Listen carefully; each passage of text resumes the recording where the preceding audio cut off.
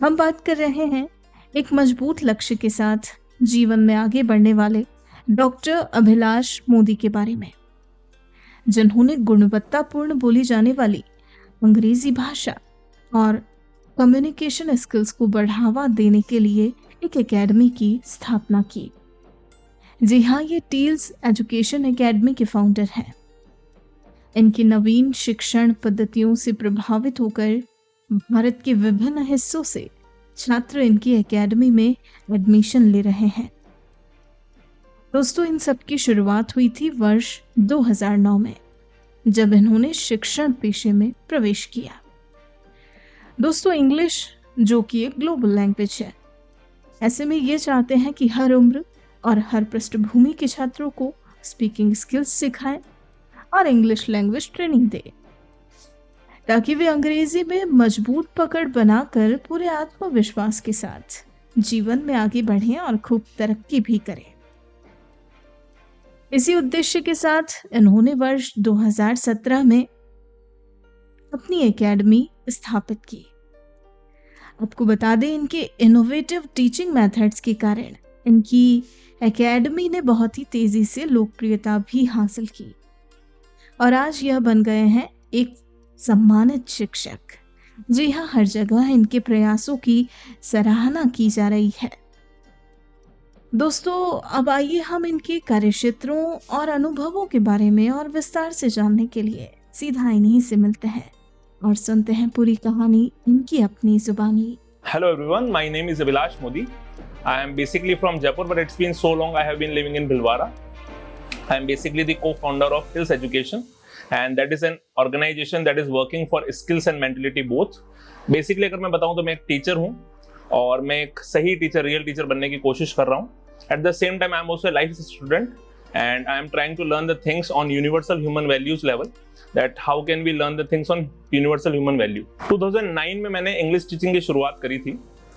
उसके बाद में एक टाइम के बाद मुझे ऐसा लगने लगा कि केवल इंग्लिश टीचिंग जो है वो बच्चों को लाइफ में एक्साइटमेंट सस्टेन करने के लिए कलेक्टिव भूमिका नहीं निभा पा रहा है. उसके बाद मैंने थोड़ा सा मोटिवेशन को इंट्रोड्यूस किया और उसके बाद मुझे ये भी पता चला कि मोटिवेशन की भी एक लिमिटेशन है. उसके बाद धीरे धीरे पहले मैं कहीं और काम किया करता था. After that I started my own organisation with one of my relatives. So when we started Tills education, हमारा एक ही मोटिव था कि हम दो चीजों पे बेसिकली काम करें, as I have already told. एक तो स्किल्स है. स्किल्स का मतलब है कि किस तरीके से बच्चे इंग्लिश को ठीक से समझ सके, क्योंकि वो एक ग्लोबल लैंग्वेज है, वो एक इंपॉर्टेंट पार्ट अदा करती है. कम्युनिकेशन कैसे सीख सके बच्चे, जैसे पब्लिक स्पीकिंग हो गया, ग्रुप डिस्कशन हो गया. एट द सेम टाइम हम ये भी चाह रहे थे कि बच्चे किस तरीके से अपने मेंटलिटी पे ठीक से काम कर सके. यहाँ पे मेंटलिटी का मेरा मतलब इतना सही है कि जब हम अपने आप में रहें तो कैसे रिजॉल्व रह सके, जब किसी के साथ रहें, चाहे बॉस हो चाहे कोई रिलेटिव हो, तो कैसे कंप्लेन फ्री रह सके, जॉब में है या किसी बिजनेस में है तो प्रॉस्परस कैसे रह सके. तो इन तीन चीजों पे हम लोग बेसिकली भी काम कर रहे हैं. That is basically the part of mentality. इस तरीके से हमको आइडिया है कि हम किस तरीके से कंट्रीब्यूट कर सकते हैं, क्योंकि अल्टीमेटली कोई भी ह्यूमन, कोई भी ऑर्गेनाइजेशन ये देखना चाहता है कि मेरा कंट्रीब्यूशन क्या है सोसाइटी में, मेरे होने से क्या फर्क पड़ रहा है. तो हमें लगता है कि हमारे होने से दो चीजों में फर्क पड़ता है. एक, कम्युनिकेशन बच्चों का अच्छा हो रहा है. सेकंड नंबर पर उनका लाइफ जो है वो ओवरऑल अच्छी हो रही है. जैसे मैंने पहले कहा, इंग्लिश सीखना एक स्किल है, ये उससे ज्यादा कुछ भी नहीं है. बट एक इंपॉर्टेंट चीज जो मुझे आजकल लगता है वो क्या है कि पिछले 10 सालों में अगर हम ठीक से देखें तो एजुकेटेड लोग बड़े हैं, और आई वुड रादर से क्वालिफाइड लोग बड़े हैं. पर अगर ठीक से देखें तो सुसाइड की प्रॉब्लम, डिप्रेशन की प्रॉब्लम, करियर को लेकर डर की प्रॉब्लम, ये सब भी हम देखेंगे तो बड़ी ही है. इसका मतलब क्या है, केवल एजुकेशन वो काम नहीं कर पा रही, केवल क्वालिफिकेशन वो काम नहीं कर पा रही.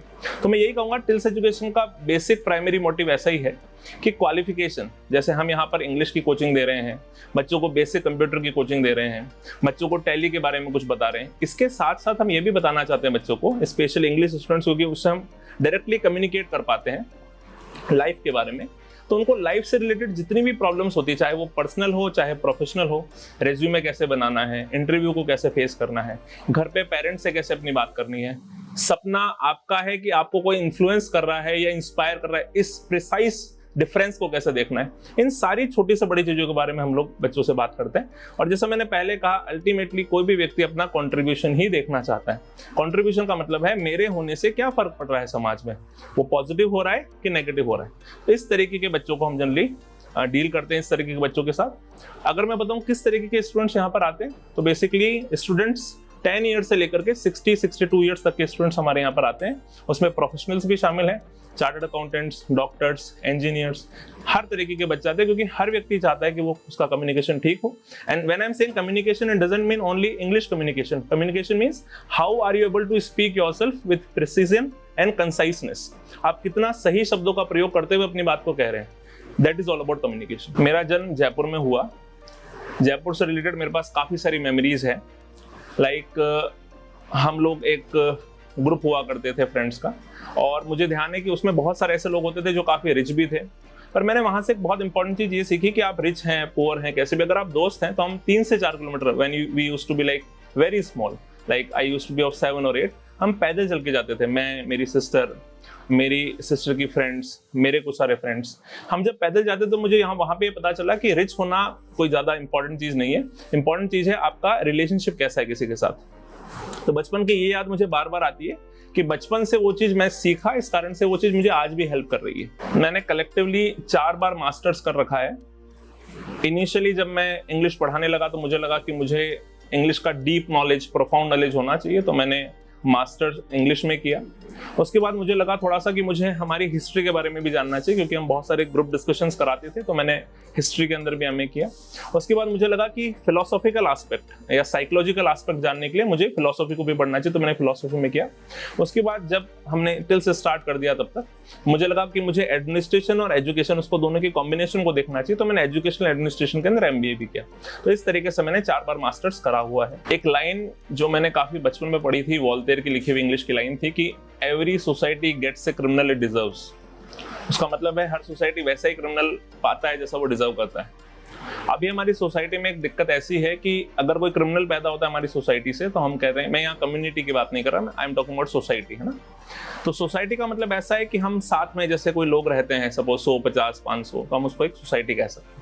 अगर हमारी सोसाइटी से कोई बच्चा पैदा होता है जो क्रिमिनल बनता है, हम कहते हैं कि यार ये कैसे बन गया। उसी सोसाइटी से कोई साइंटिस्ट बनता है, हम कहते हैं हमारा कंट्रीब्यूशन रहा। तो इस चीज ने मुझे हमेशा से इंस्पायर किया कि सोसाइटी का कलेक्टिव जो परफॉर्मेंस है वो बहुत मैटर करता है दुनिया को अच्छा बनाने के लिए। तो मुझे जब भी लगता है कि मैं एक पॉजिटिव एग्जाम्पल बन रहा हूँ दुनिया के लिए या नेगेटिव एग्जाम्पल बन रहा हूँ, तो मुझे हमेशा लगता है कि चाहे मैं घर पे हूँ कि नहीं हूँ, चाहे मैं इंस्टीट्यूट पे हूँ कि नहीं हूँ, मैं एग्जाम्पल तो हूँ।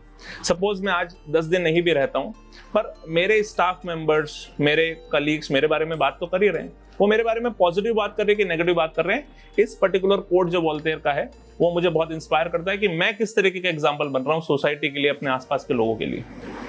दूसरी चीज, एक अच्छी शायरी है, उसको कोट कह सकते हैं आप, हिंदी में है। कभी कभी हमारी लाइफ में ऐसा होता है कि हमको लगता है कि अब मैं टूट सकता हूँ, मतलब अब मुझसे नहीं हो रहा है।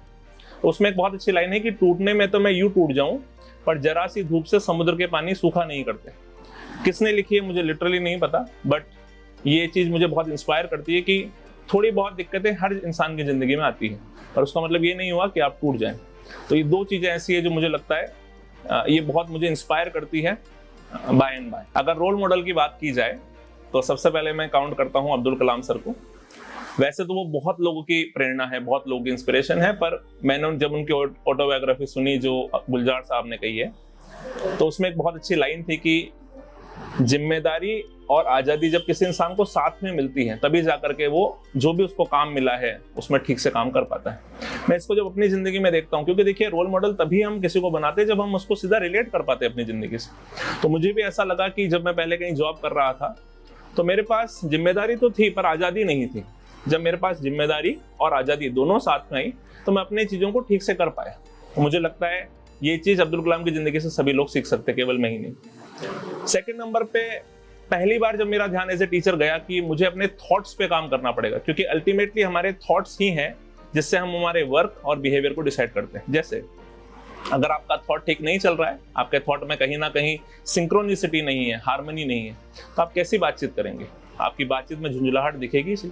तो संदीप माहेश्वरी सर को मैं क्रेडिट देना चाहूंगा कि वो ऐसे व्यक्ति हैं जो आज सुबह ही मैंने, जब ये इंटरव्यू हो रहा है, आज सुबह ही मैंने उनका एक वीडियो देखा, उसके अंदर भी उन्होंने इसी चीज के बारे में बात करी तो वो एक ऐसे व्यक्ति जो बार बार आपको बताते हैं कि थॉट्स को ठीक करें, थॉट्स को ठीक करने से ही आप अपने वर्क और बिहेवियर को ठीक कर पाएंगे। तो ये दो लोगों को मैं कहूंगा ये मेरे रोल मॉडल्स मैं मान सकता हूँ। अदरवाइज ऐसे बहुत सारे लोग हैं जिनसे मैंने बहुत कुछ सीखा है, मेरे ही साथ में काम करने वाले मेरे कलीग्स, उनसे डे टू डे लाइफ में बहुत कुछ हम सीखते हैं। क्योंकि बहुत बार ऐसा होता है हम किसी सेलिब्रिटी का नाम लेकर के बोलते हैं कि वो मेरे रोल मॉडल है, पर मैं तो ऐसा कहूंगा कोई भी व्यक्ति जो हमको डे टू डे लाइफ में एक अच्छी जिंदगी जीने के लिए प्रेरणा दे रहा है वो हमारा रोल मॉडल हो सकता है। अगर थोड़ा सा और मैं बताऊं इस बारे में, तो मैं ऐसा मानता हूं जैसे मेरी एज अभी 33 है, तो 43 की एज में जो अभिलाष होगा वो भी मेरा रोल मॉडल है। वो मुझे अभी क्या करते हुए देखना चाहता है। अगर मैं ठीक से अभी 33 की एज में ठीक से लाइफ नहीं जीता हूं, तो 43 की एज के अंदर जो अभिलाष होगा उसको ठीक नहीं लगेगा। तो मैं ऐसा भी मानता हूं कि मेरा रोल मॉडल मेरा फ्यूचर वर्जन भी है, ताकि मैं उसको ठीक से इंस्पायर करने के लिए ठीक मटेरियल दे सकूं लाइफ का। दो शब्द हैं गाना और गीत। मुझे लगता है कि ये समझना बहुत जरूरी है कि गाने का पर्पस शायद कॉमर्शियल होता है, गीत जब हम कहते हैं तो उसके अंदर किसी ना किसी तरह की स्टेबिलिटी होती है, किसी ना किसी तरह की सेंस होती है। तो बहुत सारे ऐसे गीत हैं जो मुझे काफी ज्यादा इंस्पायर करते हैं। जैसे एक सॉन्ग है ट्रैफिक मूवी का, नेकी की राहों पे तू चल रब्बा रहेगा तेरे संग, काफी अच्छा सॉन्ग है। एक और सॉन्ग है ईश्वर अल्लाह तेरे जहां में नफरत क्यों है जंग है क्यों। So these are some of the songs जो मुझे जब मैं सुनता हूं तो मुझे लगता है मैं लाइफ से सीधा रिलेट कर पा रहा हूँ, और मुझे ऐसा लगता है कि उन लोगों ने बहुत सोच करके इस तरीके के गीतों को लिखा होगा। तो ये दोनों गाने मैं कहना चाहूंगा कि बहुत इंस्पिरेशनल और सभी को सुनने चाहिए। Before corona we never thought about online segment, मतलब हमने कभी नहीं सोचा था कि ऑनलाइन के अंदर हम कुछ कर सकते हैं। तो मुझे लगता है जो बड़ा स्ट्रगल आया, वैसे में जैसे मैंने शुरुआत में कहा कि अगर आप रिजॉल्व हैं तो आपको कोई स्ट्रगल ऐसे फेस होता नहीं है, पर फिर भी जो थोड़ा बहुत स्ट्रगल हमको आया वो इसी में आया कि हम एक ऑफलाइन ब्रांड थे और हमको ऑनलाइन जाना, तो उसमें बहुत कुछ स्ट्रगल करना पड़ा। बी टेक्निकल और स्टाफ को अपॉइंट करना, स्टाफ की सैलरी को मेंटेन करना, अपनी क्वालिटी को मेंटेन करना सभी कंट्रीज के हिसाब से। तो ऐसा करके मैं कह सकता हूँ कि यही हमारे लिए बेसिकली एक रहा कि कैसे हम एक ऑनलाइन ऑफलाइन ब्रांड से ऑनलाइन ब्रांड में शिफ्ट हो।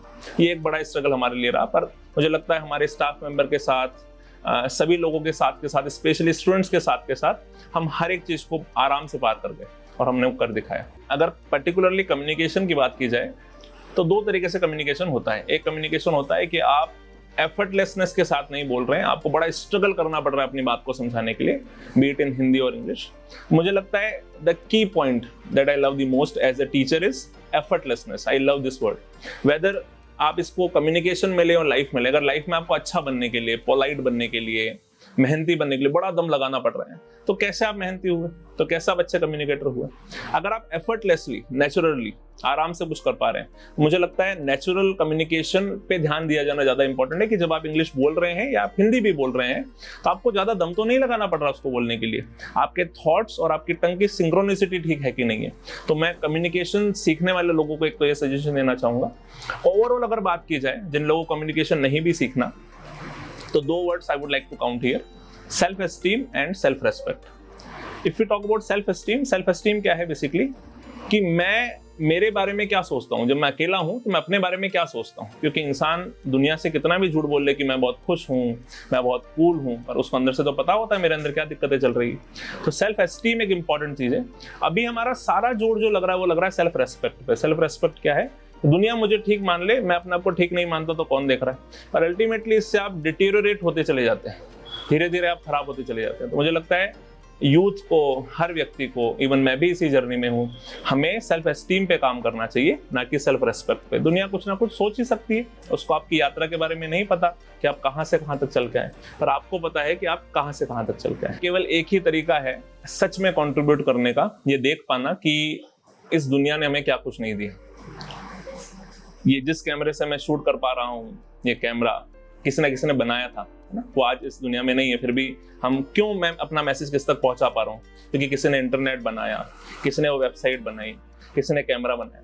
तो जब हम इस चीज को ठीक से देख पाते कि दुनिया के कंट्रीब्यूशन के कारण आज मेरी जिंदगी अच्छी है, किसी भी लेवल पर हो जाए, है ना। जैसे मैं एक दिन बैठे बैठे ऐसे ही सोच रहा था कि किसी न किसी ने सोचा होगा कि सोना जरूरी है दुनिया में।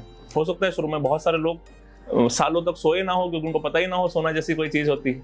तो कुछ साल बाद उनको एहसास हुआ कि अच्छा, रात में सोना होता है, दिन में काम करना होता है, ऐसा उनको पता चला। तो जब हम ये कंट्रीब्यूशन देख पाते कि पिछले जितनी भी पीढ़ियां हमारी दुनिया में गई, उसने हमारे लिए बहुत कुछ किया है, जिससे आज हम एक ठीक जिंदगी जी पा रहे हैं। आज हमको डर नहीं है कि शेर आ जाएगा, आज हमको डर नहीं है कि अचानक कोई हमको मार देगा, हमारे पास बहुत सारे प्रोटेक्शन के सामान हैं। तो यही चीज आप देखें कि आप अपनी कंट्री के लिए, आप अपने आसपास वालों के लिए क्या वापस दे सकते हैं। जो आर्नोल्ड श्वार्ज़नेगर भी कहते हैं, गिविंग समथिंग बैक, है ना, that should be the priority. तो आपकी प्रायोरिटी में वापस क्या देने के लिए, मुझे लगता है अगर इस कंट्रीब्यूशन को हम देख पाते हैं तो वो केवल थैंकफुलनेस से पॉसिबल है, ग्रेटिट्यूड से पॉसिबल है। तो उसको डेवलप करें, फिर आपको कुछ ना कुछ करने का मन करेगा। मैंने एक जगह पढ़ा था, सुना हुआ सुनाने के काम आता है, समझा हुआ जीने के काम आता है, और जिया हुआ समझाने के काम आता है। तो समझा आप तभी पाते हैं जब आप सही ढंग से जी रहे होते हैं। तो अच्छे से जिए, अच्छे से समझें, एक बेहतरीन जिंदगी के साथ, बहुत शुभकामनाओं के साथ। जय हिंद, जय भारत। दोस्तों, आज हमने जाना हील्स एजुकेशन के फाउंडर डॉक्टर अभिलाष मोदी के अनुभवों एवं कार्यक्षेत्रों के बारे में। ऐसी ही प्रेरक कहानियां रोजाना सुनने के लिए आप हमारा चैनल सब्सक्राइब करें, बेल आइकन जरूर दबाएं, साथ ही कहानी को लाइक, कमेंट और शेयर करना ना भूलें।